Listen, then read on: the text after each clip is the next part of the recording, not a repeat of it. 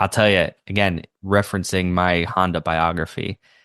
According to Honda's son, he had never seen his father, quote, as pissed off as he was when the Shie made it into this film. When the Shie hit the fan. That was a terrible pun. Sorry. I feel like you had been saving that one. You delivered it so like, oh, this is my moment. I didn't think about it until like 10 seconds ago, but the opportunity arose, you know? I couldn't say no.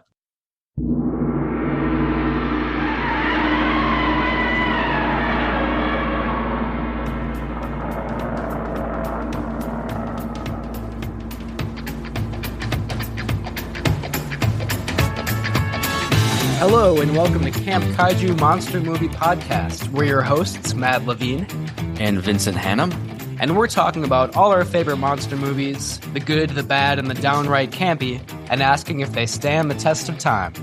Traditional kaiju creature features, space invaders, the supernatural, and everything in between, all strange beasts are welcome here. Camp Kaiju is sponsored by Zach Linder and the Zach Pack, powered by Coldwell Banker Realty, your source for real estate, home rehab, fixing and flipping for investor clients, and residential buyers. Reach out to the Zach Pack today for real estate services, follow the Zach Pack on social media, and contact the Zach Pack for investment opportunities. Link in the show notes.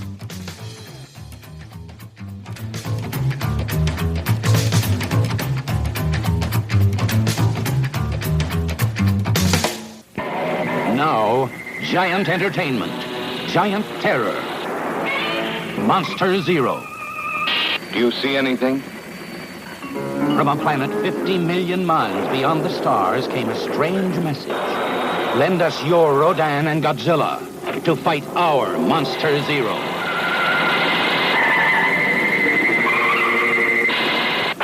Earth answered, and the most dreaded creatures ever to walk our planet are lifted into outer space.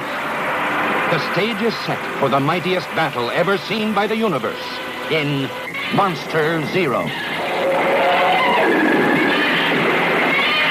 All forces on Earth ready to attack.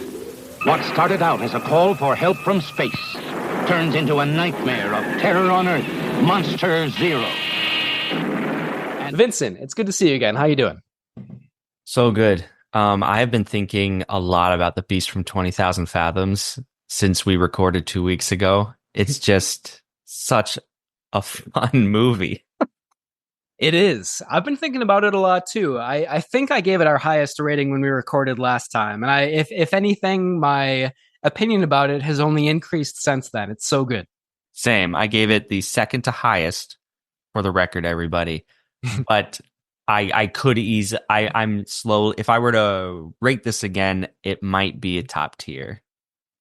And I might have to invent a new tier, the fifth out of our 4 tiers for the Beast from 20,000 Fathoms. I'm just kidding. It maybe is not that much of a masterpiece, but it is really great. I loved it a lot. Yeah.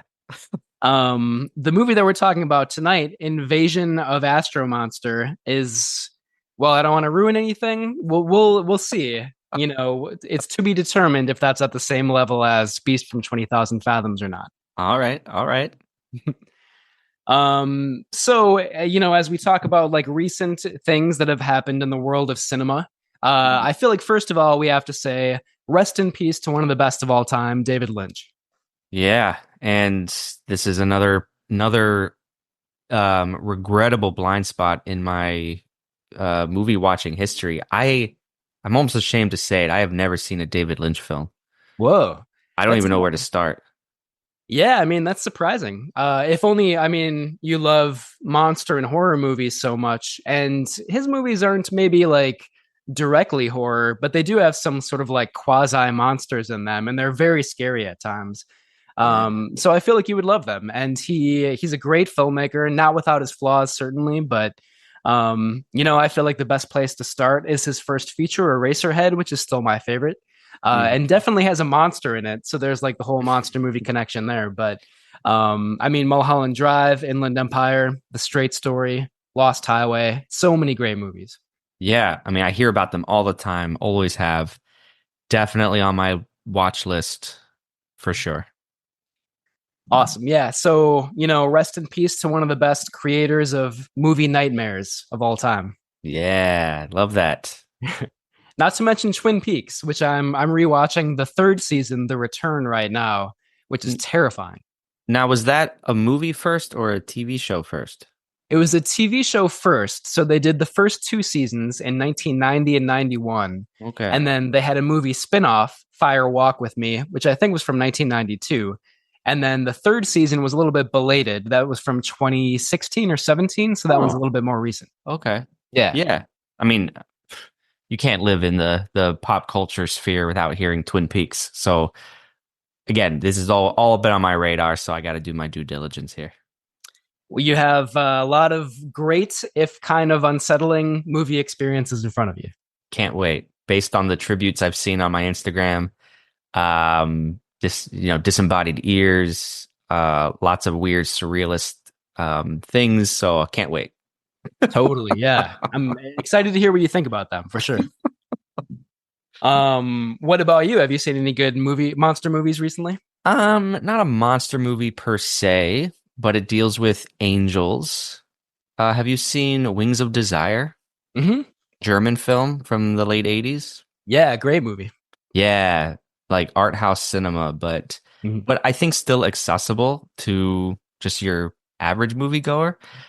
Peter Falk plays a really great character, and I watched it with Ellen, and we enjoyed it. It was very artsy, so we didn't quite get all of it, but I came away really enjoying that one too.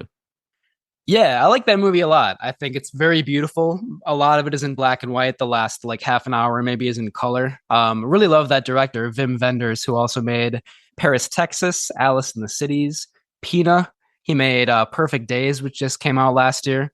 So he's a great filmmaker, and Wings of Desire is one of his best, I would say. Yeah. It was pretty good.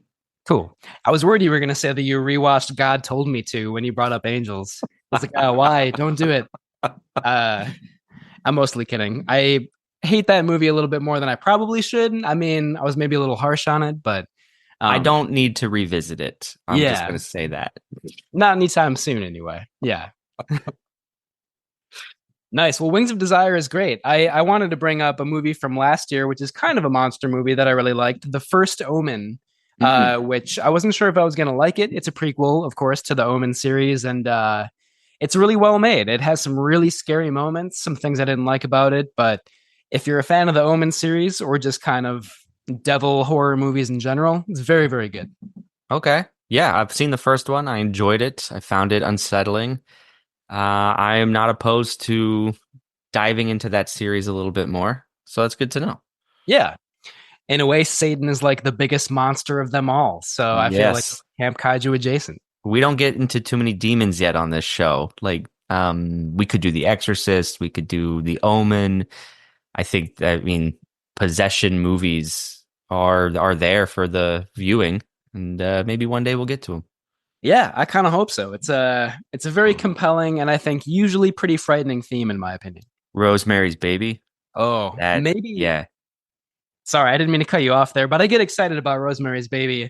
Won't say anything about Roman Polanski, but Rosemary's Baby maybe is my favorite horror movie of all time. It's like it's a perfect film. Yeah. If I may use that term. It's just so tightly constructed. Totally agree. It's fascinating. It's perfectly made. Mia Farrow's fantastic. John Cassavetes is too. A masterpiece. I love that movie. Yeah, truly. Yeah. Well, yeah, so many great horror and monster movies to talk about, but before we dive into tonight's episode, we'll just talk about a few Camp Kaiju nuts and bolts here. Thanks again for hanging out, all of you listening to this episode. Please rate and review wherever you listen. You can also send us listener comments at campkaiju@gmail.com or our Instagram page at camp_kaiju. If you would like to be a featured voice on the show, leave a voicemail at 612-470-2612, telling us about your favorite monster movies and memories. If you've seen Invasion of Astro-Monster and want to tell us your thoughts about this movie in particular, please do so. We would love to hear them. Finally, please check out our website, campkaijupodcast.com, for more reviews and special content. You can find merch at campkaiju.threadless.com, And you can become a patron at patreon.com/campkaiju.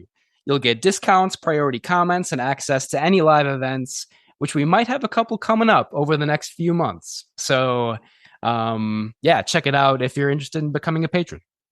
Well, we do have one, and that's our trivia night coming up in May. We're going to be partnering with Naomi Osborne. Shout out, friend of the pod there. She hosts a movie trivia each month on the first Monday of that month. So the first Monday in May, Matt and I will be with Naomi at Indeed Brewing in Minneapolis. And if you are a patron and you wish to join us and play along at the trivia night, you'll get one drink on us, alcoholic or not. Just we would love to see you and talk some movies, nerd out, and play some trivia. Of course, if you're interested in that, local Twin Cities listeners, and you want to become a patron, there's some incentive for you. If you don't want to become a patron, that's okay. Still come to trivia. We'd love to see you. I also have, Matt, this is new to you. I'm just spitballing here, but I'm excited. I have a little game / contest I want to run by you for later in this episode related to Nick Adams. Ooh. And I would like to offer listeners the chance to win an exclusive Nick Adams fan club t-shirt that I'm going to make. Now, more to come, so stick around to the end of the episode.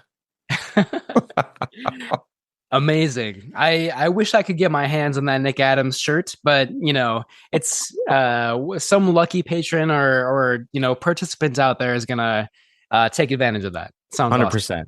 Patrons, you're in. Just let me know and I will get you your Nick Adams official t-shirt. He's one of a kind. I mean, not only that, identifiably New York face in like the middle of a Godzilla movie, which we'll talk about soon, but just that Brooklyn accent, like everything about him is so amusing to me. I love it. And he's so dedicated. I have a lot to say about Nick Adams, but I won't get ahead of myself. Well, we'll definitely get to him soon because he's heavily featured in Invasion of Astro-Monster. I also wanted to throw out a call for writers. If you love writing about movies, monster movies in particular, but really movies in general, we would love to perhaps feature your writing on our website. We're looking for more reviewers. Vincent, is there anything else you want to say about this position? Oh, just reach out to us. campkaiju@gmail.com is the best place to do that. Let's just chat. Let's see if you're interested. And yeah, we'll see what's possible. But we'd love to get more voices on the show, on the website. So that's where we're coming from. Totally. I love that. Really excited to see who reaches out to us. Yeah. I see that you also have a shout out to our Norwegian listeners. Did you have anything in particular there? Yeah. So big shout out. Hey, sorry, Sweden. I guess you're not our top listenership anymore in representing the Nordic countries. But I recently switched our podcast hosting network website. And this site gives us a breakdown by country on our listeners. And Oslo, Norway, we have dozens of downloads a week coming out of Oslo. Whoa. So cool. I love to hear that. I want to do like a frantic search for Norwegian monster movies right now because I have to admit I don't know a lot of them, but they might have to be featured soon. Well, for all you listening out there, Skull, also Troll Hunter's on our radar. If there's others, please let us know. But we got Troll Hunter. From Denmark, we have Reptilicus. From Sweden, I know we have maybe Let the Right One In. Yeah. Yep. Yeah. For sure. So yeah, we love to shout out our Scandinavian brethren. Yeah, we might have to do like a Scandinavian theme week or a theme month sometime soon. We'll see if that happens. But thank you to our listeners in Norway and, wherever you are. Thank you to all of our listeners. We really appreciate it. Scandinavian or not. And again, a special thank you to our patrons. I just want to shout out Jason, Chris, Sean, Peggy, and our anonymous patron. Thank you so much. Let's see what has happened in the world of monster movies since we last recorded. Wolfman came out. Have you seen it yet? The remake of No. Wolfman? Did you? No, not yet. It got pretty bad reviews. It did. I saw that. I'm still excited. You know, the Invisible Man remake, also by Lee Wanell, I thought was decent. There were some things I didn't like about it, but kind of an interesting update for the modern age. So I do want to see Wolfman, but maybe not expecting too much. And let's be honest, we're not here to judge a movie critically. We're gonna just enjoy it one way or the other, because it's a werewolf movie. It's a universal werewolf movie. Yeah, why not? Let's watch it. Indeed, and we just talked about the original Wolfman a couple months ago, which is a fantastic movie. Yeah. Oscar nominations came out. Not surprisingly, not too many monster movies in there, although The Substance is definitely a monster movie and is absolutely worth seeing. It's a lot of fun and also has a very pointed thematic commentary about Hollywood and gender representation and so on. Yeah. And I see Nosferatu got a few nominations in production design, makeup and hairstyling, costuming, which I think is totally warranted. Yeah. That was my favorite part of the movie. Just like the enriched world Eggers brought us into. Yep. For sure. Wicked got some nominations as well, which is maybe like monster movie adjacent a little bit, but yeah, I mean, as always, I love to hate the Oscars. I will definitely watch them in like a month and a half or whenever they are, late February, I think. So yeah, that's coming up. Mm-hmm. In terms of what came out around this time in monster movie history, speaking of, you know, early mid-February, around that time frame, I think we talked about a couple of these during our last episode. Is there anything else that you want to shout out in the movies that I have listed here? Well, it's one I added right at the end. It's called Two Lost Worlds. It's from 1951. This is one of my favorite, underrated, you've probably never heard of movies. It stars James Arness from Gunsmoke and Them and The Thing from Another World.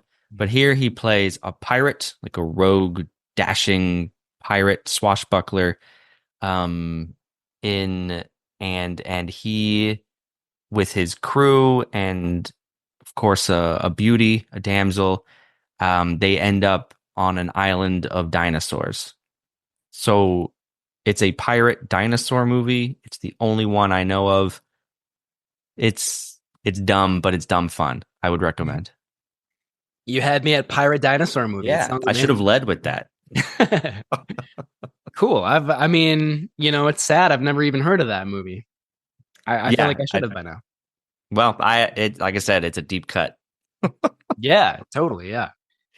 Awesome. Two Lost Worlds. That sounds great. The one that I want to shout out is In the Mouth of Madness from 1995. It's a John Carpenter movie.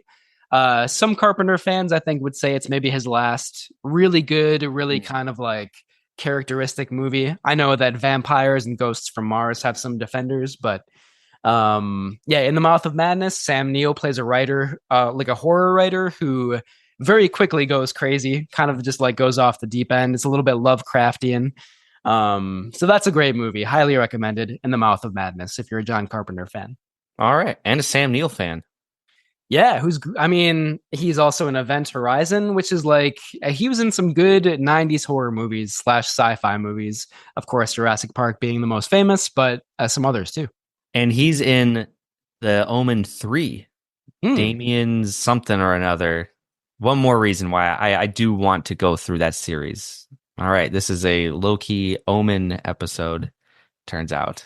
Yeah, I didn't even know he was in that. It comes full circle on Camp Kaiju. That's great.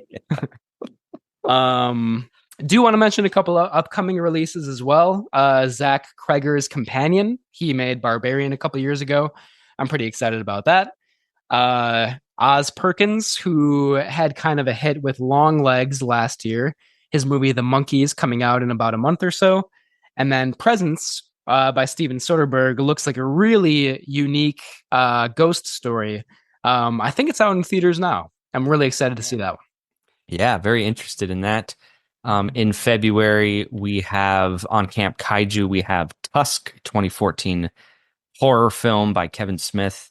I'm very excited to talk about that. And then our episode after that will be Dracula's Daughter, which I'm very excited to talk about as well. Indeed. Going back to some classic Universal. Yeah. Yeah. But tonight, again, we are talking about Invasion of Astro-Monster, the 6th Godzilla film. Vincent, what is your personal history with this movie? Oh my goodness. Not a whole lot. Not like a deep history, but I got this on a DVD in a collection maybe 10 years ago, and it had been the first time I had seen it. And I instantly fell in love with the world of this movie, the science fiction, the going out into outer space. Rodan makes an appearance. I'm wishing Mothra was there, but that's okay. And I go back to this one of every once in a while. It's just like a warm blanket. You know, I came home from work last week and I just couldn't wait to stay up late and throw this movie on. I have quibbles, of course, that I'll get to, but that's my history. I love that. I saw it for the first time for this episode recording. I just watched it a couple days ago. I watched the Japanese language version and then most of the English dub, not all of it though. Yeah, so I came to this totally fresh. I was really excited about it because I love Ghidorah the Three-Headed Monster, which was the previous Godzilla movie. I don't think Invasion of Astro-Monster lives up to those heights that I was expecting, but we'll talk more about that soon. The War of the Gargantua. It began with a mysterious, wild storm at sea, and before the night was over, the whole world would hear of the terror of the Gargantua. Where had such a monster come from? What forces created such a devastating destroyer?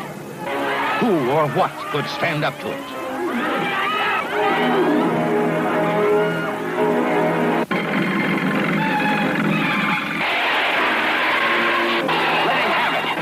Armies fought the monster with million-volt laser beams.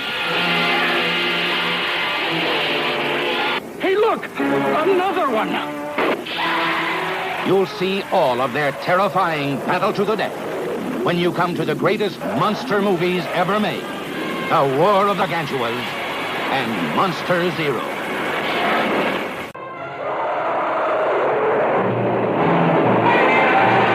The great Godzilla, blazing a trail of terror to his Japanese homeland. Captain, water in the conning tower. Godzilla! Roaring defiance to the only enemy on Earth strong enough to challenge him. The unconquerable King Kong, giant gorilla god of this South Seas paradise, where sensuous maidens offer themselves in ritual sacrifice to his brute embrace. Godzilla has a brain about this size. He is sheer brute force.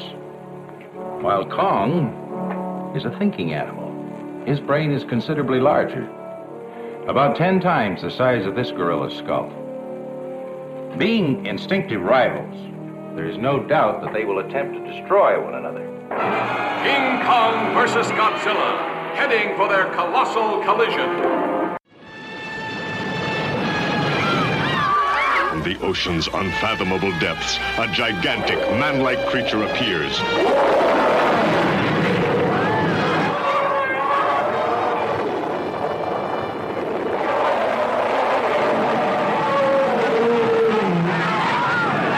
From the fiery depths of the earth comes a prehistoric mastodon of destruction.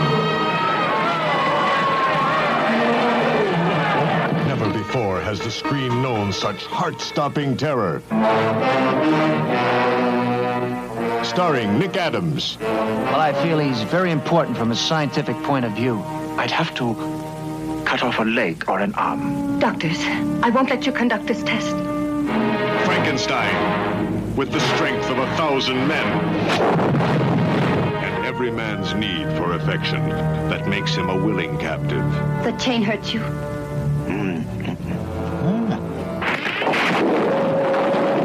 The new scoop of the century. First, perhaps we'll dive into the cast and crew of the film. which is kind of fun because it's sort of like, all the OGs kind of are like in Invasion of Astro-Monster, or like involved in some way.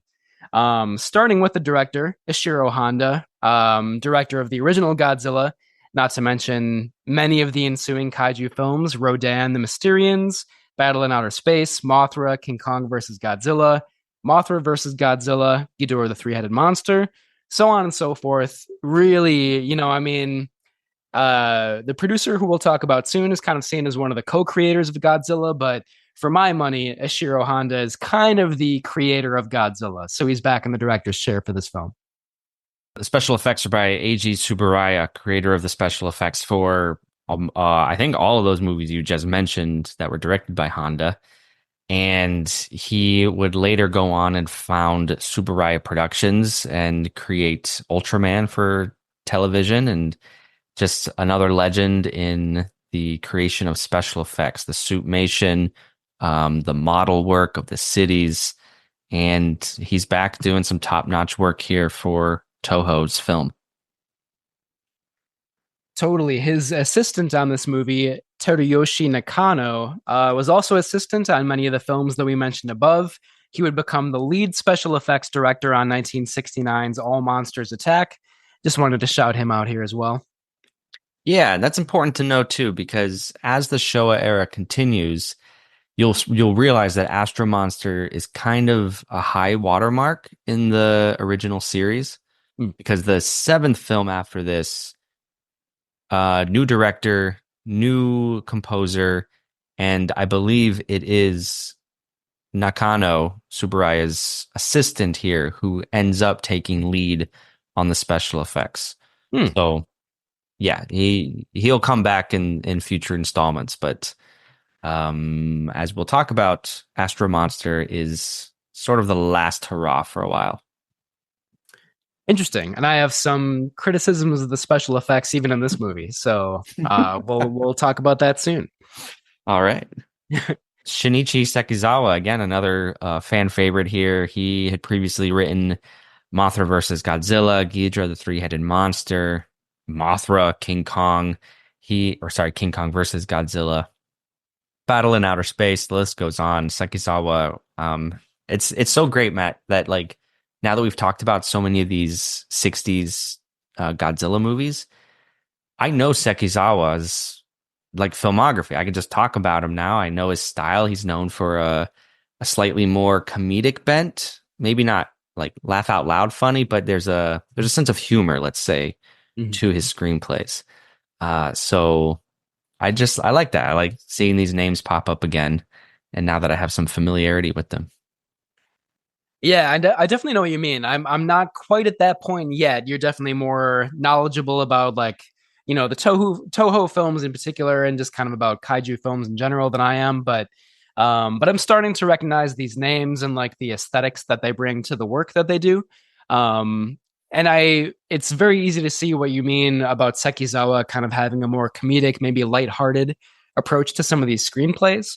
To be honest, it's not like my personal preference. I kind of gravitate towards like a darker, more like a menacing approach. But I do love Ghidorah the Three-Headed Monster, and there's some really fun stuff in this movie as well, of course. Yeah, totally. I think that is a criticism that I think is fair. Like, man, this movie is so much fun, and it has some themes, some important themes. Because Honda, he wants to dig into these things. He wants to make 54 Godzilla all the time. He has no sense of humor. Well, pretty close, maybe, yeah. No, I know, I exaggerate, but my point is, had the screenwriter been willing to like dig into the stakes a little bit more of what's going on, I think you could have more movies on par with the 54 Godzilla or the first Rodan film. I think that's fair. Yeah, totally. Yep. Yeah. Which again, we'll get into a little bit more pretty soon here, but just to kind of round out the crew here a little bit, Invasion of Astro-Monster was mostly co-produced by two producers, Tomoyuki Tanaka of Toho Studios, one of the co-creators of Godzilla. He was around from the very start, from 1954's Godzilla. This movie, though, was also co-produced by United Productions of America, or UPA, which had a producer named Henry Saperstein, who was involved with this film from the very start. He also was involved with Frankenstein Conquers the World, I believe. Is that correct? Right. Yeah. And War of the Gargantuas. A movie I'm dying to bring to the podcast. Saperstein's really interesting, and Matt, I'm pulling all this information from that interview I sent you. Mm-hmm. And listeners, I'll share it in the show notes, but Godzilla Kaiju writer Steve Reifel interviews the daughters of Nick Adams and Henry Saperstein, Pat Saperstein and Allison Adams. And it's a 40-minute interview. Saperstein and Adams are reminiscing about their father's work with Toho in the 60s and shedding some really nice insight. So Saperstein, for instance, I didn't know this. He was really instrumental in bringing these movies to the Western markets, to the United States, and selling them to the television studios.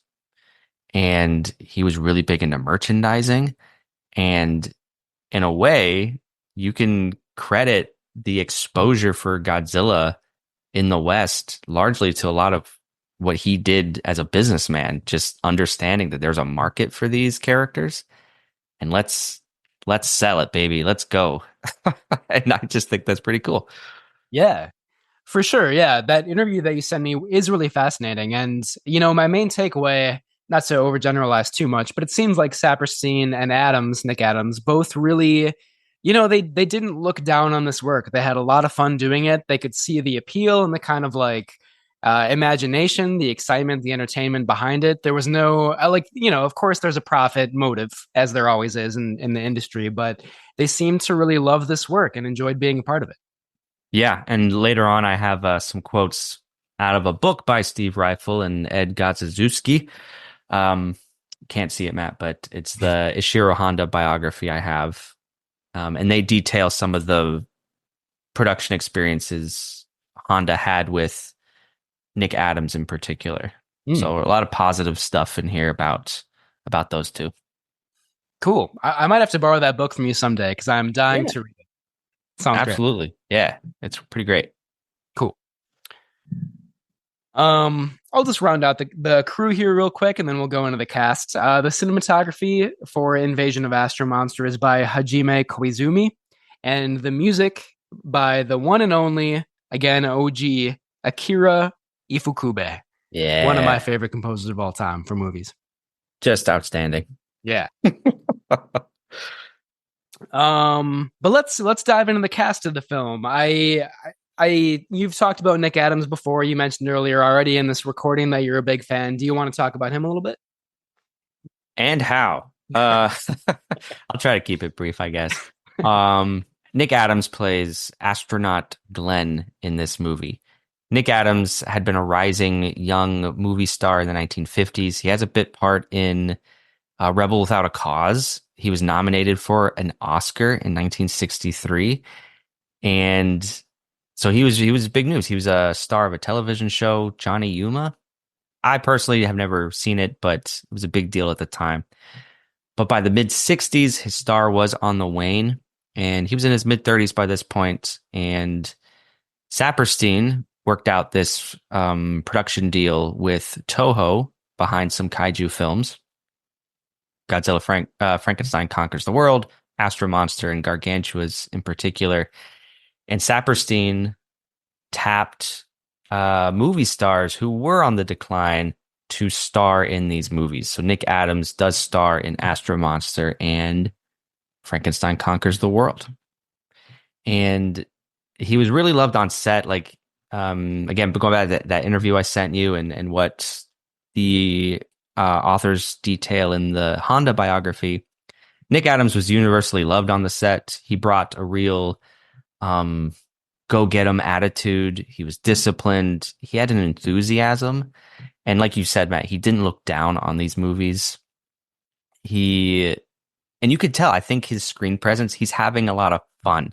Mm-hmm. I'm not saying he's James Dean up there, but you could tell he's having fun. And I think that translates to the audience having so much fun. So I appreciate that. I love that. And I want a quick shout out one more Nick Adams genre film called Die Monster Die. He starred in this movie. It was a British production with Boris Karloff. It's based on Lovecraft's Color Out of Space. So it's like a weird horror movie. If you can find this movie, I have, and it's worth it. And Nick Adams is being Nick Adams, but he's also with Boris Karloff. And it's the best. That sounds amazing. Is that like late 1960s? Mid 65, 66. That brings me to another personal note for Nick Adams. He did die tragically young, actually, in 1968. It was a pill overdose. I don't think it was ruled a suicide. Just kind of like a mysterious situation. But coincidentally, he died on February 7th, which, if you're listening to this episode when it drops on February 8th, it's the anniversary of his death. So, we'll pour one out for Nick Adams. Totally. Rest in peace to, like, you know, one of the best like crossover presences in the Toho Godzilla franchise. You know what I mean? Like, global diplomacy a little bit, you know? Yeah. Yeah, absolutely. And like you say, like, he's so funny because he's a New Yorker and he talks like that. And that's interesting because depending on what you watch, the sub or the dub version of this film, you either lose out on his accent or you really get to appreciate it. This was like the first time they had tried it. They wrote the screenplay in 2 languages, in Japanese and English. Because Nick Adams did not speak Japanese and his co-stars mostly didn't speak English. So Honda had basically filmed the scene with Nick Adams saying his lines in English and the Japanese actors saying their lines in Japanese. So they didn't understand the words they were saying to each other. But a testament to their acting, they still knew how to act the scene. And this was a process that Toho would then go on to utilize in subsequent films.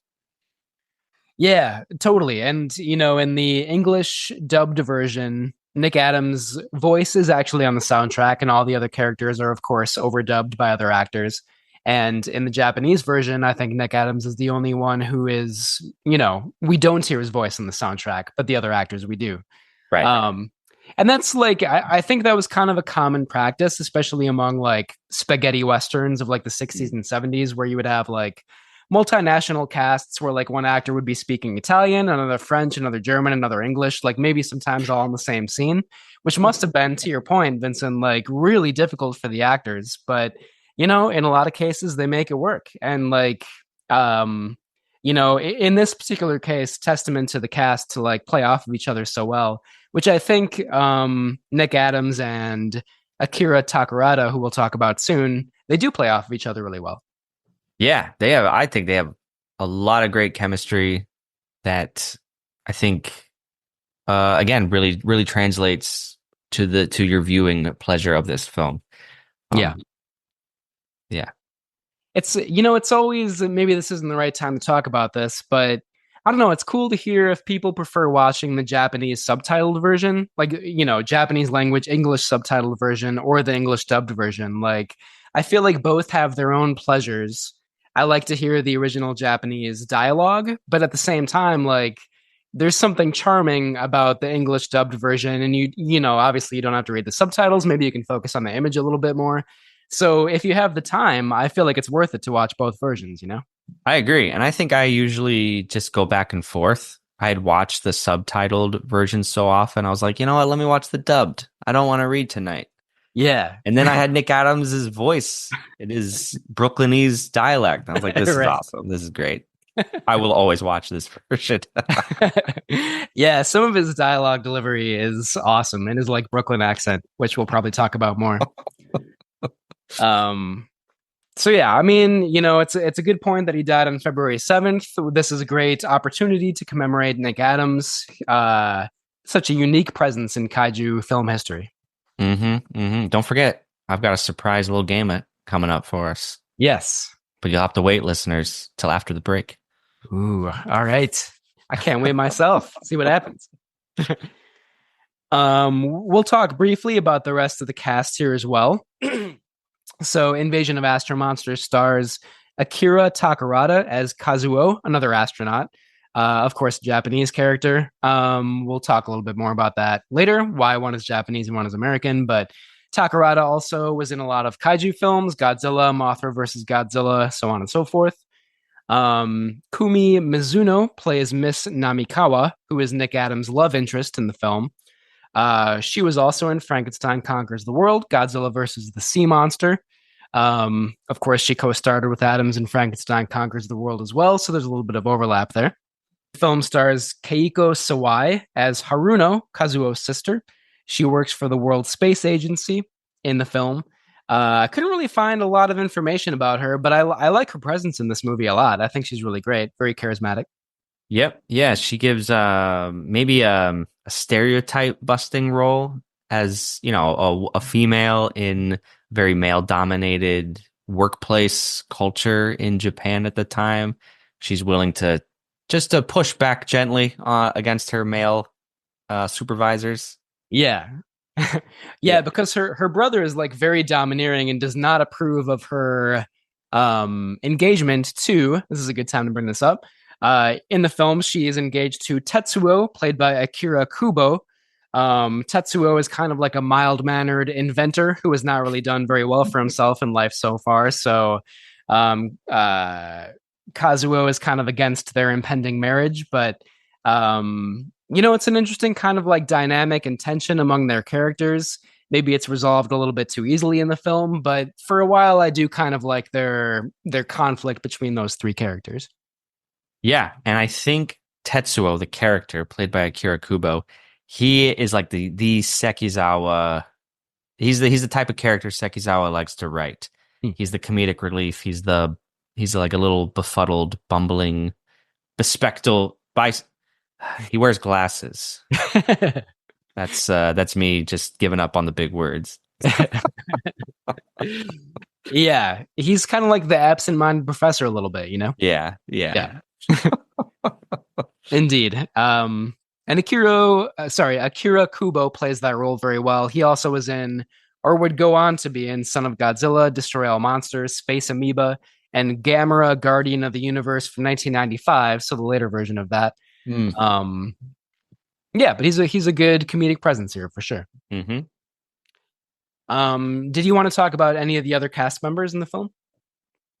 I think the other big one just to touch on is Yoshio Tsuchiya. He's the leader of the Planet X, the Xiliens, the Xiliens, and he appeared in Kurosawa films like Seven Samurai and Redbeard. The actor himself had a fascination with UFOs.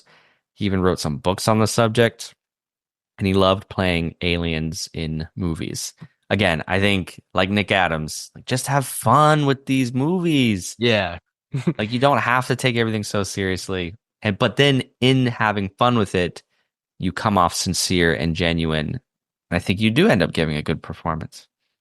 Exactly. And I think that's why these movies, stand, well, to be determined, but stand the test of time and are so beloved by so many people, Yeah. Okay. One other thing about Tsuchiya. He actually recommended to Tsuburaya to include the Shie dance for Godzilla after he vanquishes Ghidorah in their first fight. Some quick background on this. This happens to be a very infamous moment in the Godzilla franchise when Godzilla jumps up and down and does a little dance of victory. You think, why is that such a big deal? But this is what we're talking about. We're getting away from Honda's like serious foreboding vision, and we're making Godzilla more kid-centric. He's dancing. He was talking in the previous movie. It's like, what's happening to Honda's vision?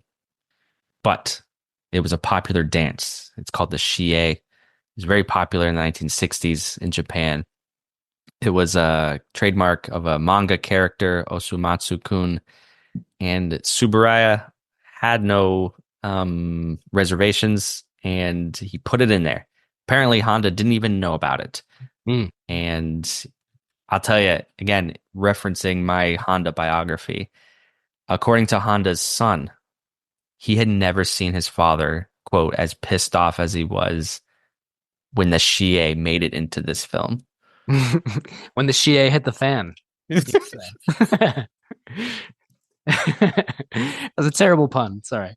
I feel like you had been saving that one. You delivered it so like, oh, this is my moment.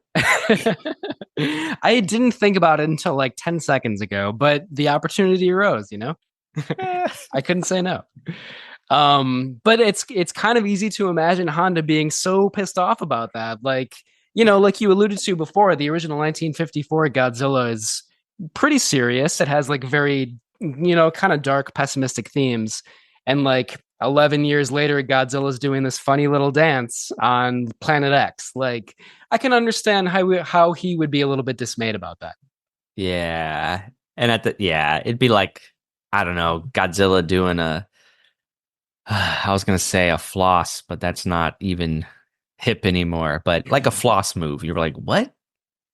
Yeah. Where did this come from? How would he even know? Yeah. So that's kind of the equivalent. Totally. And I think the actor in the Godzilla suit, Haruo Nakajima, also did not like the idea. He didn't want to do it, but he was directed to do so. So he did. There you go. Controversial moment, to your point, in Godzilla film history. Another story I think is kind of funny about Yoshio Tsuchiya.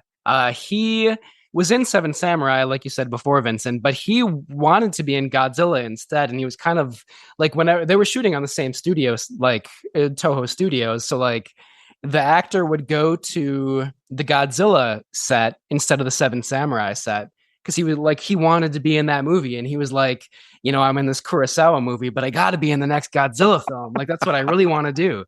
Which, I mean, Seven Samurai is an all-time classic. Of course, Godzilla is as well. But I just think that's a funny story. I love it. He should be on our podcast talking about UFOs. If only. I'm fairly sure he's not alive anymore. But if, if his spirit can join us someday, well, we should make that happen. If you hear us, please join us. Yeah. The spirit of Peter Lorre will communicate with you to make this happen. Ooh. All right, Peter, get on it. All right, let's dive into the production backstory of Invasion of Astro-Monster a little bit. So this was the 6th film in the Godzilla franchise, right after Ghidorah the Three-Headed Monster. Japanese-American co-production between Toho Studios and UPA, or United Productions of America. So in the 1960s, producer Henry Saperstein of UPA was asked to acquire monster movies to distribute in North America. Vincent, you were talking about this a little bit before. Mm-hmm. So this was the first film that Saperstein was heavily involved with from the very beginning. I think he had a little bit to do with the, was it Frankenstein Conquers the World? Mm-hmm, yeah. But this was the first one where he was involved from the start. UPA provided 50% of the funding for the film. And Saperstein encouraged screenwriter Sekizawa to, try to get into the action a little bit more quickly. He didn't want to have all these kind of like government press conferences when like a kind of long prologue before we get to the monsters. I have my own complaints about that, but I'll save that for later in the episode. Yeah. And it was also Saperstein's idea to incorporate the alien invasion theme, which some Toho Studios sci-fi films had done in the past, but not really so much in the Godzilla films. It's a little bit in Ghidorah the Three-Headed Monster, but maybe not so much. Yeah, it's part of the legacy a little bit. This was the first Godzilla movie to incorporate those themes. There was aliens in Ghidorah the Three-Headed Monster, but in Astro-Monster, the kaiju themselves are brainwashed, they're mind controlled to destroy the Earth, which is something we will see in future installments. Yeah. And a lot of Invasion of Astro-Monster is set in outer space, which I don't think Ghidorah the Three-Headed Monster, maybe extremely briefly, but not very much. I don't think so. Yeah. So that's a new direction for the franchise, for better or worse. Saperstein also wanted to cast an American actor, like we said before. Nick Adams was just the right level of famous and affordability for Saperstein. And it worked out perfectly. He, in some ways, he is as famous now as he ever was because he said, yes, let's go make some monster movies. Yeah. And we love him for it. Yeah. So another thing that kind of like exhibits the participation of an American company is the design of the P-1 rocket and the astronaut suits in the film, which were based on NASA's Project Gemini missions. So it's fairly easy to see that, this very much is a Japanese-American co-production to a greater extent than any of the Godzilla movies that had come before. And I think that's in line with the burgeoning popularity of these kinds of space adventures in the 60s, particularly, both in Japan and in the United States. Mm-hmm. And kind of going along with the kind of friendlier, more comedic, lighthearted tone that we've already talked about, we also have a new Godzilla suit in the film. The Godzilla suit was made by Teizo Toshimitsu. It has larger eyes and less pronounced dorsal fins, which lead to a friendlier look. I can't remember the next time after this that the Godzilla suit would be redesigned, but I think it would kind of go more in this direction, at least for a while, that we see sort of like a friendlier, more cartoonish version of Godzilla. Yeah, rounder features, softer features. Yeah. The budget was less this time around, so the special effects were a little shoddier, and the model work was the same. And there is some recycled footage in this movie from previous films, Rodan, Mothra, and Ghidorah the Three-Headed Monster. This was also the first for the Godzilla franchise, the use of stock footage for better or worse, as we'll say. Yeah. There's a quote you included here, Matt. Honda regretted these budget cuts, and quote said, "It's no wonder we could not make anything good around that period. It's a sad story." Because he said that audiences would notice this footage. And I don't know. It sounds like Honda had mixed feelings about this production. Certainly. And I wish I could remember offhand, but did Honda direct the next couple movies in the series? I don't think he did he? Or he directed the next one? No, he did not. Oh, okay. Oh, you mentioned that before. I'm sorry. He did not direct the next two. He would come back for All Monsters Attack and Godzilla's Revenge, and then he'd go away for a few movies, and then he wouldn't come back till Terror of Mechagodzilla. Wow, I'm very impressed, first of all, that you know that just off the top of your head. That's awesome. But it also kind of makes sense if he was like not feeling great about the series that he would take some time away after this film. Yeah. Matt, maybe not everyone know this, but I got my movie titles mixed up just then, so I'm not 100% perfect. Godzilla's Revenge is the same as All Monsters Attack. I meant to say Destroy All Monsters and All Monsters Attack. That was just a test to see if any of the listeners picked up on that. Yes. I plead forgiveness, listeners. I'm still impressed personally. And like when Honda says it's no wonder we could not make anything good around that period, I love Ghidorah the Three-Headed Monster. That's my second favorite Godzilla movie after the first one. So yeah. I personally would disagree with that statement, but he's closer to it, of course. So he, has his own perspective. Yeah, I agree. I love that movie too. Yeah. In any case, Invasion of Astro-Monster came out in Japan on December 19th, 1965, to mixed reviews. I think some critics maybe did not like the direction that the franchise was going in, sort of like we've already talked about. This was the 10th highest grossing Japanese film of the year, which doesn't seem terrible, but is not quite at the same heights as previous Godzilla movies. And this would be the last Showa era film to crack the top 10. Wow. I did not know that. Yeah.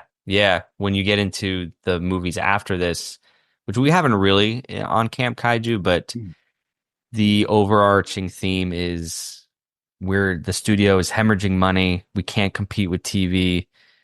Cut budgets. And that's why Godzilla just kind of becomes more Saturday matinee type of entertainment. Yeah, like I think of the few, Godzilla movies from this era, but a little bit later that we've talked about on the podcast, like Son of Godzilla and Terror of Mechagodzilla, neither of which are my favorites. And it's easy to see that. And like some of the later, I think it's the Heisei era, right? That starts in 1984. Yeah.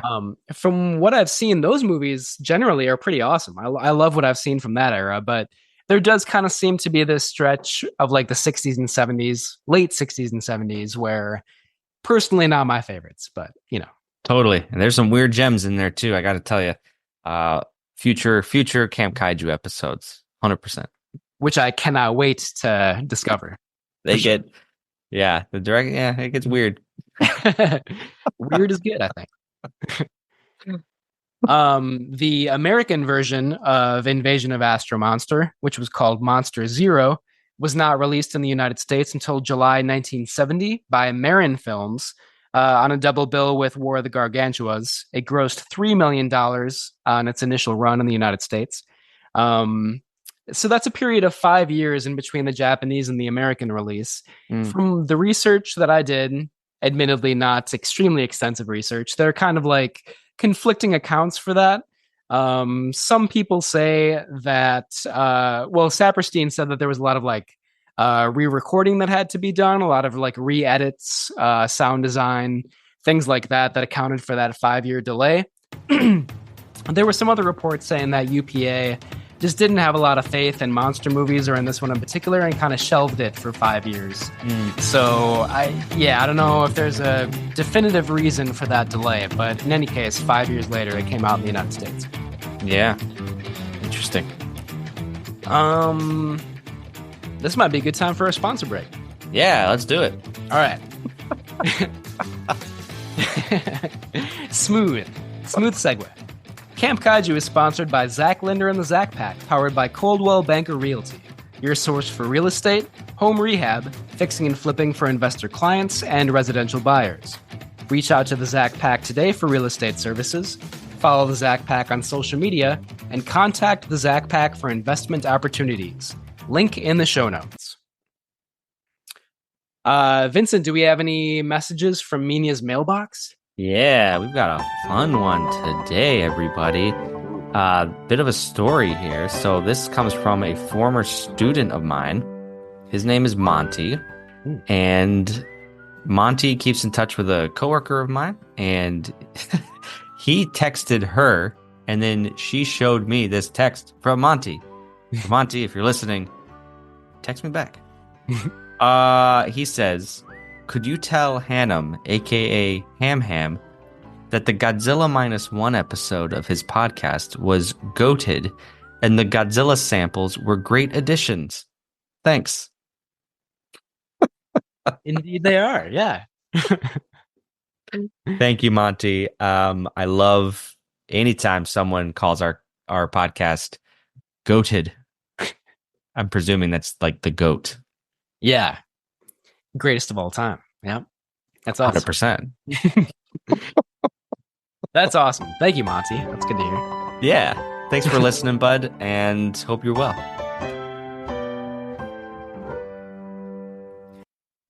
Matt, is that someone by the door looking in your window? Is it like a little squat German-looking fella with oh my God, bowl cut? I think it might be. I think so. Oh, he's in the room behind you. Hello, Matthew. Oh my God, Peter.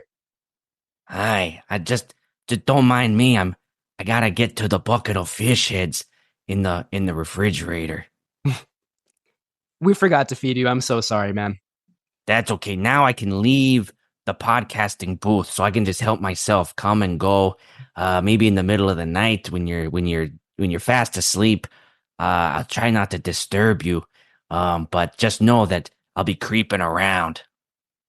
Well, I'm probably not going to sleep at all tonight if I think about you creeping around my bedroom in the middle of the night. But, it's cool. You're welcome. You can come in. Well, believe me, Matthew, I am not as scary as some of these poverty row picture show movies that I'll be talking about tonight or today, this week. I'll be talking about the ape from Monogram, a truly fiendish film starring Boris Karloff from 1940. But I gotta get back to my booth now and get ready to record, and I gotta munch on these fish heads. Well, I can't wait to hear it, Peter. Good luck. It's going to be amazing as always. Okay, goodbye. Ausgezeichnet. Goodbye. You got to meet him. There he was. Yeah. In your room. He kind of startled me a little bit, but it happens. So I didn't know you gave him a key or what? I didn't. No, so I'm I'm a little unsettled right now. I don't know how he got into my apartment, but it's cool. I guess he's a welcome guest from now on. All right, that's it. You're living with Peter Lorre. Yeah. It's going to be in the name of my autobiography, Living with Peter Lorre. That's good. Okay, well, we got some more fun coming up, everybody. After Peter Lorre talks with the Poverty Row Picture Show, we're going to come up to my fun little game here. Welcome to Poverty Row Studios on the other side of Hollywood, where the stars were dimmer and the red carpets dripped with blood. Together we will watch the best of the worst.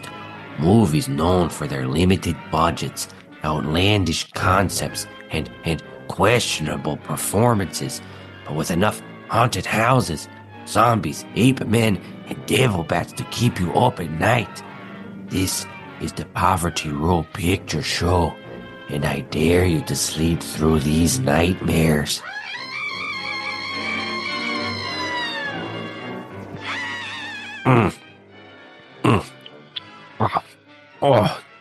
Listeners, oh my goodness, if you've ever tasted Matthew's fish heads, you'd know what a delicacy I have here. He is really a swell guy for taking me in the way he has. I tell you, I have come a long way since the imprisonment I suffered last season. I tell you, these fish heads. All right, enough monkey business. Let's get to The Ape, starring Boris Karloff. This film from Monogram Pictures stars the legend in his only Poverty Row outing. Karloff had just starred in the previous year's Son of Frankenstein with Universal, and his star was bigger than ever. In The Ape, Karloff plays a seemingly innocent doctor who is searching for a cure for polio. However, a gorilla has recently escaped the circus and begins murdering the townsfolk. Karloff's doctor then uses the spinal fluid from these victims to complete the life-saving medicine. Karloff and the gorilla are truly a dastardly duo until the finale shocking twist. It will put you over a barrel of monkeys. It is so bananas. Now, The Ape is no King Kong, but it does offer plenty of campiness to make it worth your while. And Karloff rises above the material with a subdued yet sincere performance. He leaves all the absurdity to The Ape, here played by Ray Corrigan, an actor we will see again play the part of a fiendish killer gorilla, an entire genre popular with the Poverty Row Studios. The screenplay for The Ape was co-written by screenwriter Kurt Siodmak, who was just getting started in Hollywood. But after The Ape, he would make a name for himself writing The Wolfman, I Walked with a Zombie, Donovan's Brain, and other classics. Well, as for The Ape, I guess we all have to start somewhere.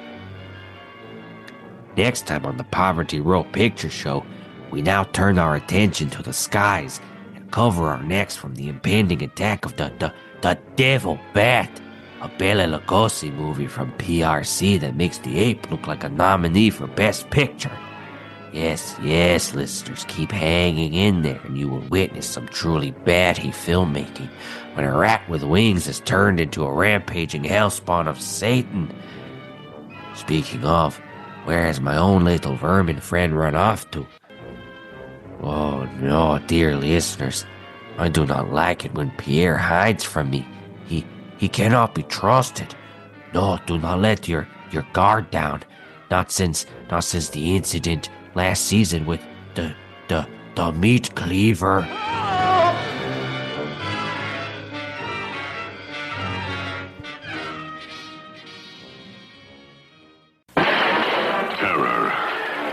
and horror.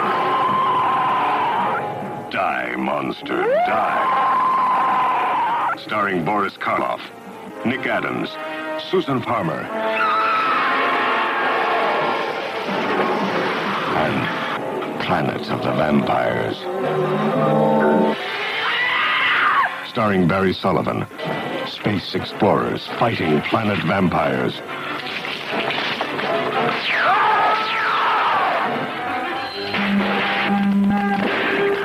Boris Karloff as the lust-mad stone monster. Two nerve-jolting terror thrillers. Die, monster, die. Matt, Glenn, played by Nick Adams, has one of the best movie monologues I have ever heard on the silver screen. I would like to challenge you to a game of dueling Glens. And we'll each read this monologue, doing our best Nick Adams as Glenn. And listeners, you get to vote on who did it best. And I love this. If you participate, you get entered into the drawing for a free Nick Adams fan club t-shirt. Patrons, you're already in, but please still vote. Let's see who's got the chops. Oh man, I can already tell you're gonna win, but I'm so excited. This is gonna be fun. Well, I don't know. I gotta, I have a sleeping baby next door, so I gotta keep it down a bit. You just gotta commit. You have to fully commit to the performance. I can go first. Okay. Give me Namikawa's line right before, though. Lead me in a little bit. Okay. Should I also explain? This is from Miss Namikawa, who is Glenn's kind of pseudo fiance, his love interest in the movie. Who turns out to be a robot. Yes, indeed. Yeah. Or robot. Yeah. Okay. Whenever you're ready. All right. You have to become a citizen of our planet X so we can marry. That's the only way we can save you. Look, Namikawa, we're not robots. What kind of peace would it be if we were controlled by machines? In defense of Earth, we're going to fight to the last man, baby. Now where's your conscience, or have you turned that over to your computers too, huh? Hey, listen to me, Namikawa. If there's any chance of averting this war, you better tell me about it, and tell me about it right now, because if we don't find a solution to this thing, happiness in this world ain't going to be worth a hill of beans. You hear? Amazing. I love it. It's an amazing scene. It's a classic. And you do it justice. Well done. Well, the floor is yours. All right. Can I have the Namikawa lead-in line as well? Yep. Okay. Thank you. You have to become a citizen of our planet X so we can marry. That's the only way we can save you. Look, Namikawa, we're not robots. What kind of peace would it be if we were controlled by machines? In defense of Earth, we're going to fight to the last man, baby. Now where's your conscience, or have you turned that over to your computers too, huh? Hey, listen to me, Namikawa. If there's any chance of averting this war, you better tell me about it, and tell me about it right now. Because if we don't find a solution to this thing, happiness in this world ain't going to be worth a hill of beans. You hear? Bravo. Bravo. That you gave it the oomph.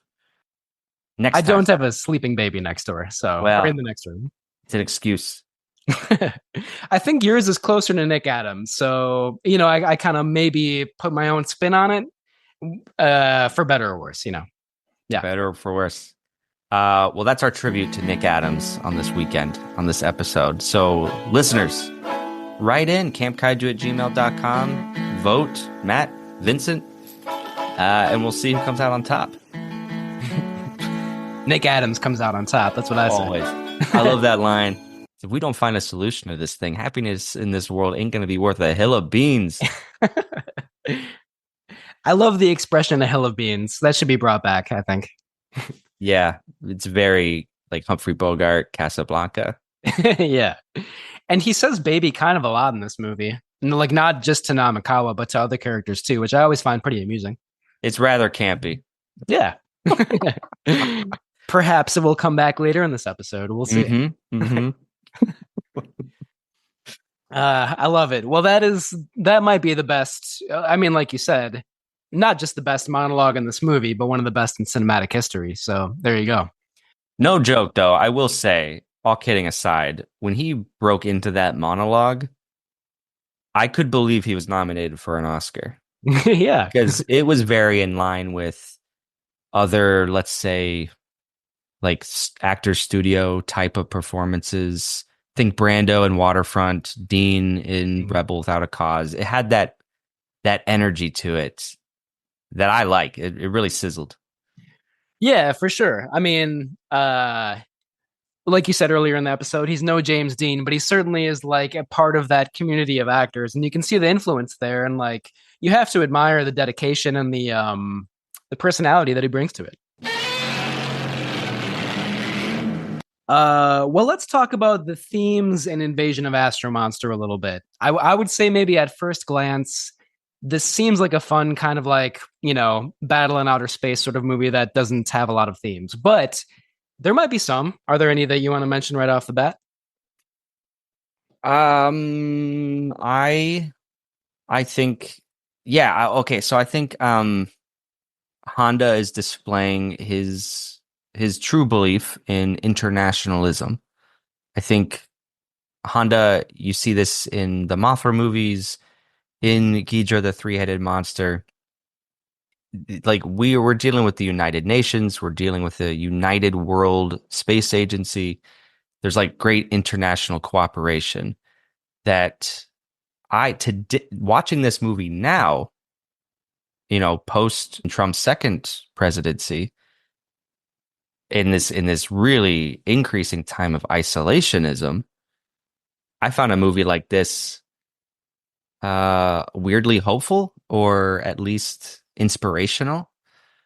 Sadly, but I found it inspirational. Yeah, I know what you mean. It's on the one hand, there's this theme that maybe global diplomacy is difficult and you can never be entirely sure if like an alliance is going to work out. Like the whole plot of the movie is that, these astronauts go to Planet X and they think that Planet X is going to help them or, well, give them the cure for cancer. They're going to give them the data to cure cancer on Earth in exchange for bringing Godzilla and Rodan up to Planet X so they can defeat King Ghidorah. So, that's the allegiance that's laid out before them. Planet Earth goes along with it, and it backfires spectacularly. I won't try to give any plot spoilers here, but, it's like, I feel like the plot of the movie is basically like you trust another, global, or in this case, interplanetary community, but, are they going to like come around and like bite you in the ass? You never know. Yeah. So yeah, I mean, like to your point, it's kind of like inspiring and hopeful, but also like, man, it's kind of like, can we all get along, but in like sort of like a global diplomacy sort of atmosphere, Yeah, I think, yeah, I don't know. What if all the countries had said, nah, do your own thing? Right. Yeah, I mean, like the hopeful part of it is that Glenn and Kazuo do work together, and it's never really explained. I mean, I guess they're probably both parts of the World Space Agency, and that's why the American and the Japanese astronaut are going up together, but it's never really explained in the film. And honestly, I kind of wanted a little bit more of that. Like the 60s were the time of the space race, and I thought it would have been kind of interesting to have this theme of like competition to see who can get up there first. But yeah, to your point, I mean, that's a hopeful part of the plot that like, these two countries are working together to save Earth, basically. Yeah, right. But interesting to see maybe additional countries thrown into the mix. I don't know. It would have been too much to ask, like, you have a Soviet astronaut there, like for American markets, but yeah, true. Maybe there's a braver version of this movie where you include a Russian. Yeah, I think it would have been more timely and maybe a little bit more interesting in terms of what was actually going on in reality in 1965. But yeah, it still conveys the theme of diplomacy, working together, if that's even feasible in like the modern age or whatever. Trump would say no, but this movie would say yes. And honestly, which one am I gonna watch? 7 days a week, twice on Sunday. I sure hope it's Invasion of Astro-Monster, but I don't know the answer to that question. It's Invasion of Astro-Monster. Yeah, I'm just kidding. Yeah, I know you well enough by now. I also know you might cut all of that out of the episode, and that's okay. I don't think so. I'm all for it. We're gonna leave it hanging out there, folks. Nice, I love it. Uh, yeah, but that's the interesting theme of the movie, I would say, for sure, or the most prominent one, anyway. Mm-hmm. I think maybe there's like a touch of critique of capitalism because like Tetsuo is this inventor who has this kind of ridiculous invention called the Lady Guard that seems like kind of like a you know rape whistle. I hate to use that term. It's like an alert if like a woman is under attack or whatever, you know. Yeah. And then like it seems like that invention is going to be like bought by this major corporation, and then he's kind of betrayed. Of course, that corporation is actually like a front for the Xiliens, so that theme is like muddied a little bit. But I do feel like in 1960s Japan, that portrayal of a corporation that's not totally to be trusted is just kind of relevant and like a sign of where Japanese society was at the time, you know? Mm-hmm. Yeah. I one other thing I thought about almost in hindsight was the relationship between Glenn and Namikawa. You know, at first she's just playing this sort of basic femme fatale type character. But then their final scene together, and I think it's a testament to the actors' chemistry, but I believe their stakes and their passion for each other. And she's like, I'm a robot, but we can still be together. And as we just did our monologues, he's like, no, baby, we can't.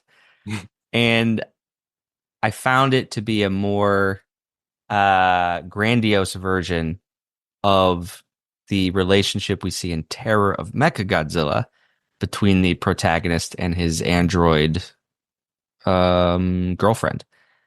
And I don't know, I just think there's really something interesting thematically and science fiction-y in that kind of star-crossed lover. The human and the android. Can they truly love each other? I don't know. Yeah, no, I totally agree. It is pretty moving in this movie, and I won't say what happens to the Namikawa character, but it's very poignant, and you feel like maybe they could have made it work if things had gone differently, you know? Yeah, yeah. Yeah, I'm thinking of that great line from Terror of Mechagodzilla. Cat, I forget her name, but he's like, even though you're an android, I still love you. That's great screenwriting. Oh man, if only I could tap into that.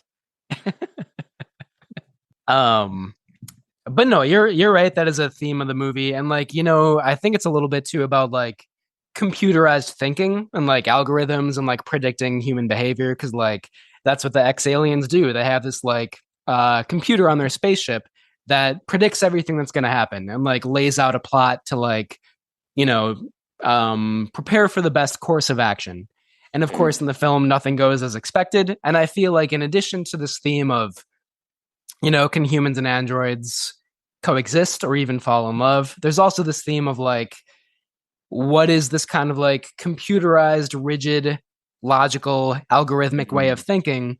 And like, how does that differ from like human behavior? Which again is, in an age of AI is kind of more relevant than ever. Yeah, I actually picked up on that too, because I have been thinking so much more about technology in our lives. And this is a really interesting segue or just a quick sidebar. I'm noticing, Matt, as we talk about like upcoming movies today and some recent movies, I feel like there is a trend of sort of dystopian technology in horror right now. And I think that is just part of our cultural fears subconsciously that we are in a new frontier right now of AI, of robotics, of surveillance, and I thought about all that while watching this movie, as silly as it is, but it is that dichotomy between machines and what it means to be a human being. Absolutely. Yeah. I thought about that too in this film. And I think especially the scenes set on the Xaliens ship, which has that like computerized operating system. Yeah, I definitely thought about it during those scenes for sure. Yeah. So maybe more than meets the eye in this film. Maybe not. As long as you're wearing your like wraparound black visors, like the Yeah. Xiliens.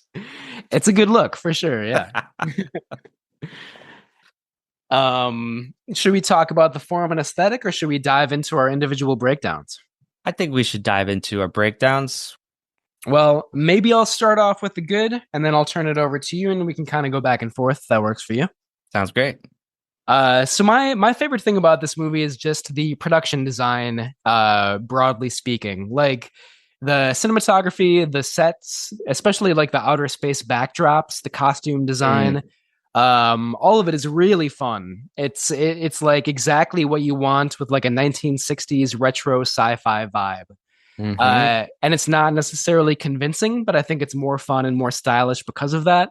And kind of like I just alluded to, I think the scenes set on Planet X and on the X aliens, I call it a ship before, but like I was actually referring to their like subterranean lair on their planet.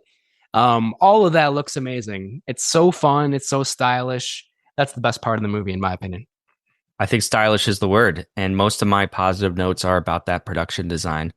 I think it does indeed get into that 60s science fiction vibe, very Star Trek. And there's a starry night canvas backdrop in which you see the spaceship flying in the foreground. And there's, I'll use your word, stylish shot where that spaceship and the starry night backdrop seamlessly transitions into the backdrop of the restaurant. Yeah. I was like, that's just what I watch these movies for. And it's like really kind of magical in the surrealist kind of way. I wish the movie maybe had more of that, but I appreciated it nonetheless. I love that edit as well. That's a great moment. It's kind of tongue in cheek a little bit to I feel like it's almost like making fun of like the, low budget, like outer space backdrops, but it works really well. Right. Like it's not a high budget backdrop, but it's used creatively. Yeah.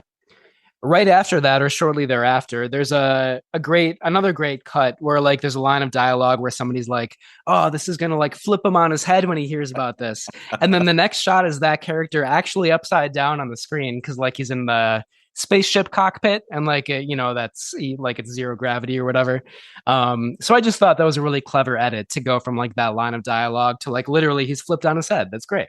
I laughed out loud because it was so dumb. Yeah. Dumb but clever at the same time. Yeah. It's just like, oh, okay, that's where we're going with this movie. Right. All right. I'm buckled in. Let's go. Yeah, absolutely. No, I love stuff like that. And yeah. I don't know. I think that's why I like Ghidorah the Three-Headed Monster so much, which I feel is like that vibe 100% of the time. And this movie isn't like that the whole way through, but still some really great moments like that for sure. Yeah. Do you want to start us off with what you thought was bad about the movie? Yeah. I also just want to say that I've said this ad nauseum, but the acting in this movie I think is really good. I think their chemistry is really good. Takarada and Adams really sell this movie for me, and I believe them to be buddies.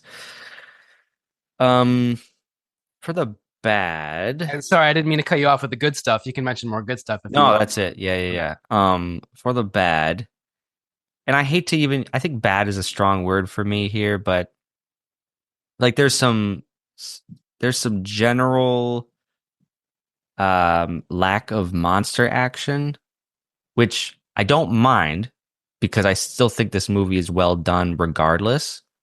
It's just like an alien invasion science fiction movie. But there was a point where I thought, I'm not seeing as much of the kaiju as I would like to. So maybe not the monster mash some people might expect. Well, what do you think? I feel like you've got a little bit more to share. Well, I totally like 1000% agree about the lack of monster action. And I think it's so disappointing that the first times we see Godzilla and Rodan, like they don't do anything. They're just like trapped in electromagnetic beams and they're sucked up into space. Like it should always be an awesome moment when we first see those monsters. And this time it's just like, oh, they're just frozen in one place and they're being sucked up into the sky.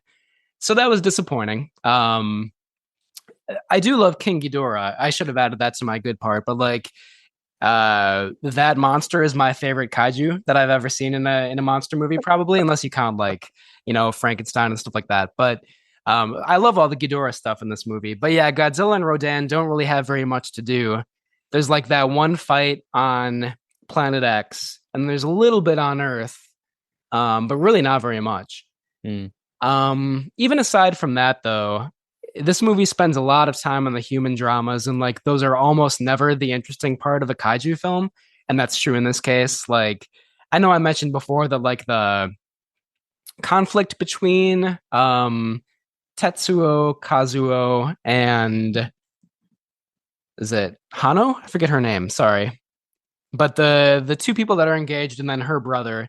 That is moderately interesting, but like the stuff with his invention makes no sense. Like he just happened to make an invention that's like the exact pitch and frequency that's going to like affect these aliens, and that's what leads to the climax of the movie. And I know I've talked a lot about on Camp Kaiju before about like not looking for realism and logic in these movies, and I still think that's true, but there needs to be some internal logic to like hold the story together. And for me in this movie, that just does not exist. So yeah, like narratively, I don't think it works all that well. And the monster stuff is really disappointing, I would say. I agree with you that I think that B plot is muddled. It's unclear. At one point, I was even watching it with the dubbed version, and I was like, wait.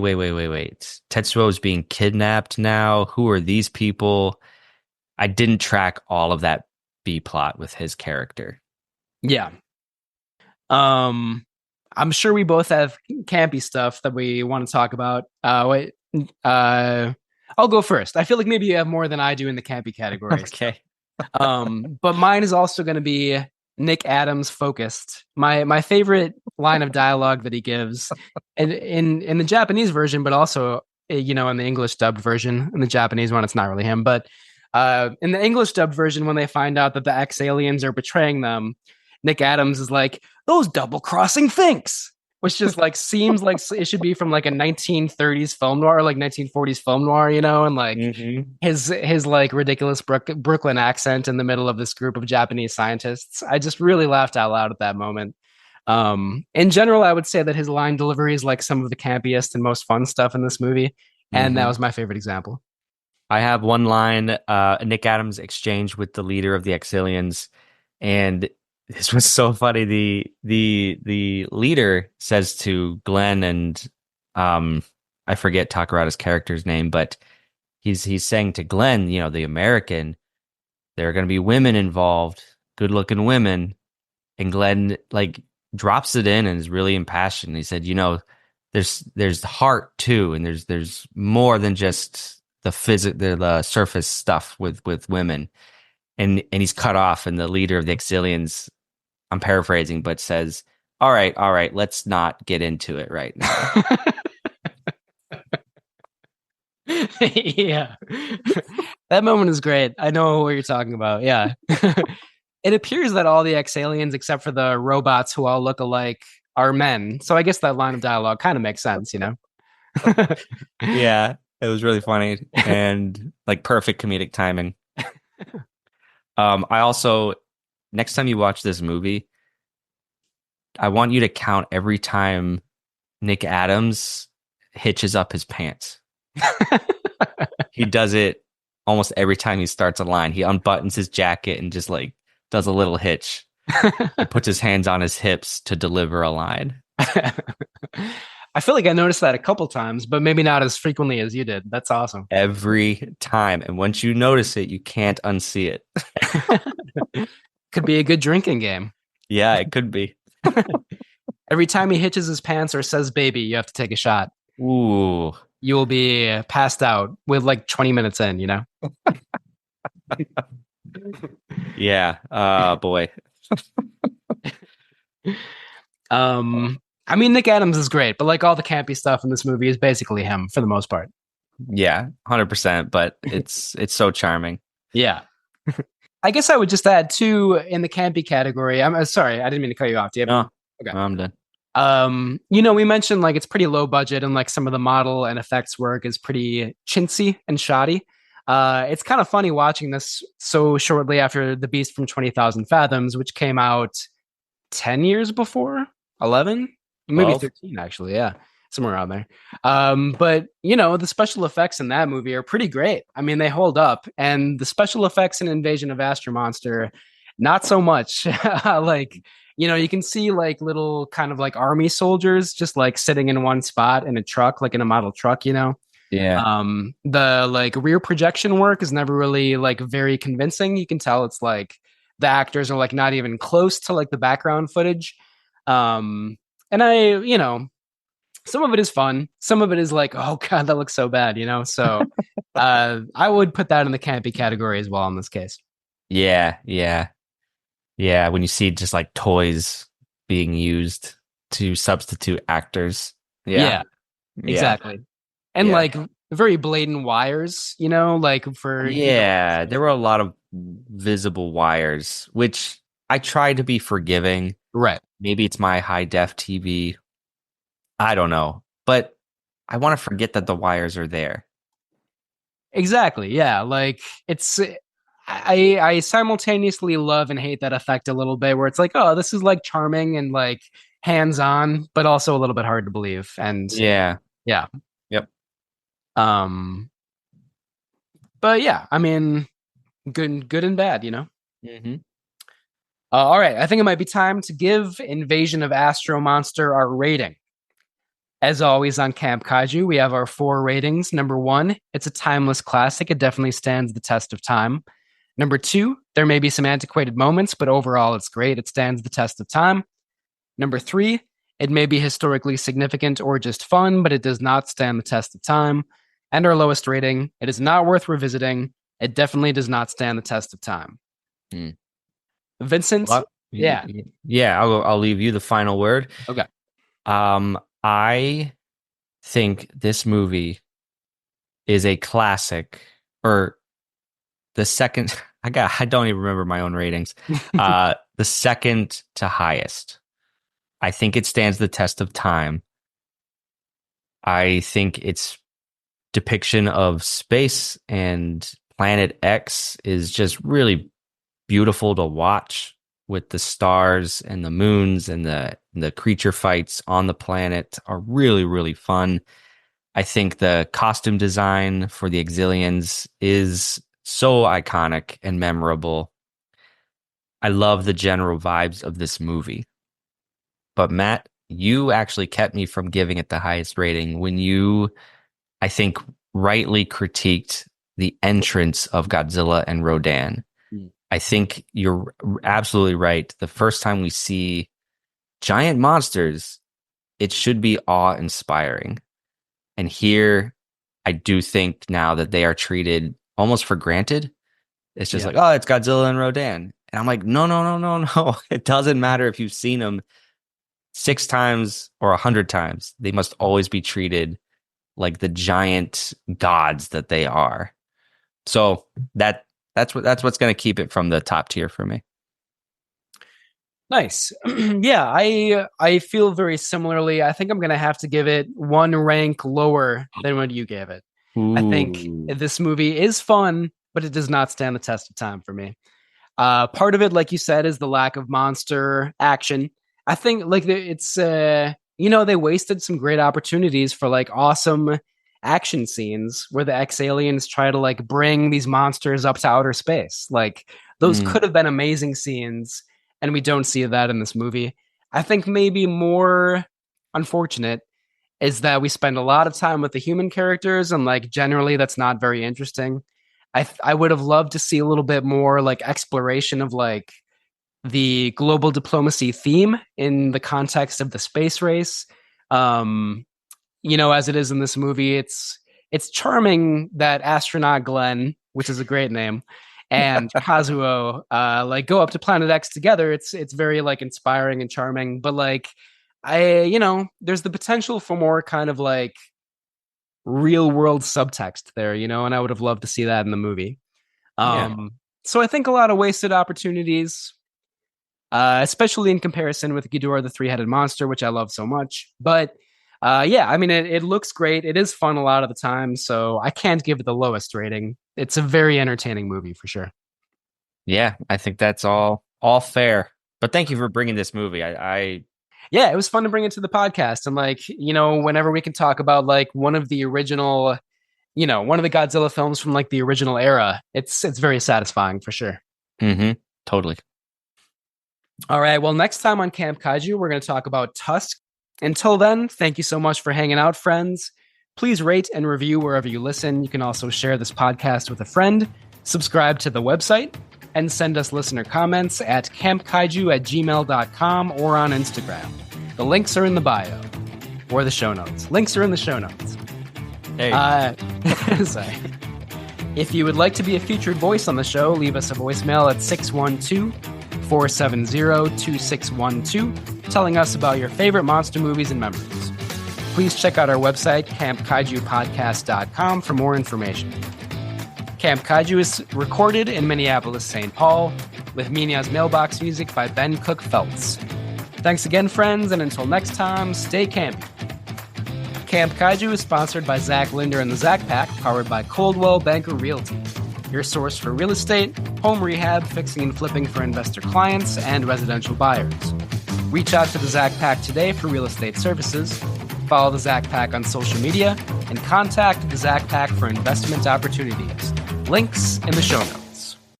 Hey, one more thing. How come all the women here look alike? I should think that you, Glenn, would agree that our girls are attractive. Yeah, but beauty is more than skin deep. Beauty is also what's in the heart. Let's not argue the matter.